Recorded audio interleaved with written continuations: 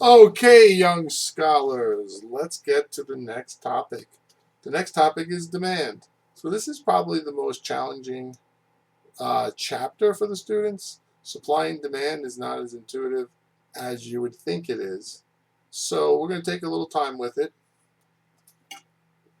try a new style of video.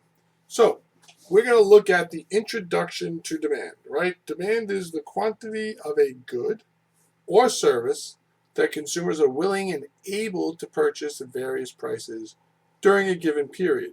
It's important that you notice the words various prices, underline that, during a given period.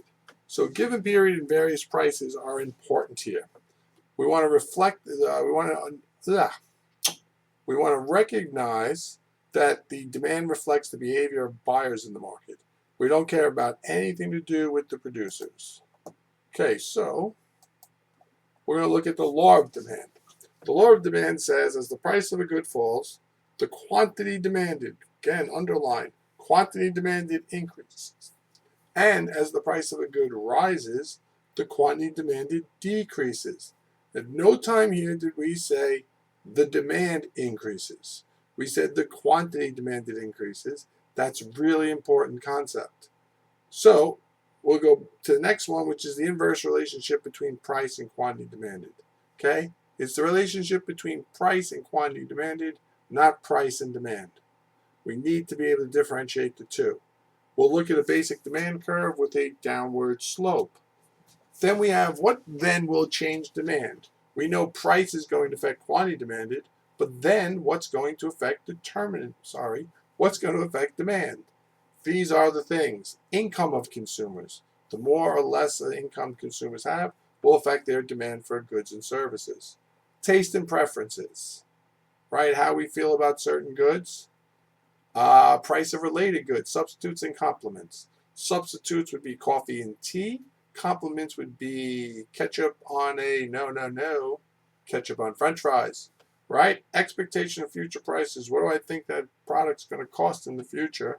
Should I buy it now? And how many buyers there are in the market. All right, then we talk about the curve. We have movements along a curve and we have shifts of the curve. A movement along is a change in quantity demand due to a price change. A shift is a change by one of the non-price. Complement, substitutes, income, expectation, future prices, buyers. Here we have a demand schedule. The demand schedule is a table showing the relationship between price and quantity demanded.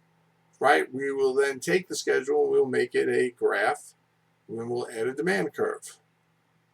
So we look at this and we see that we have a price column and a quantity demanded column. If you want to abbreviate, you can go QD instead of quantity demanded and P for price. We have a price of $10 going all the way down to $2. We see the quantity demanded changes from 100 to 300.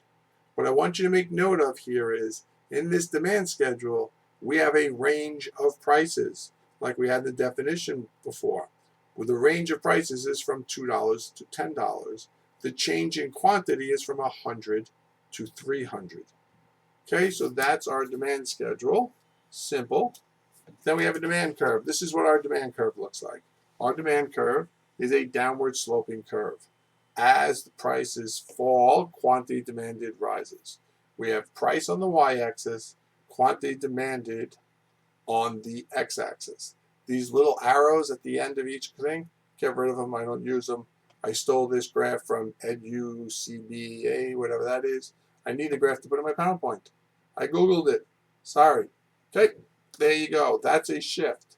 So when we move from a dot to a dot, that is a movement along the curve caused by a change in the price. A shift of the curve, like I'm showing here, this is caused by a non-price determinant.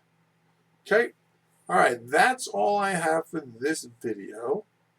We're going to see how this works and whether we like it or not. Okay, all righty. See you in class.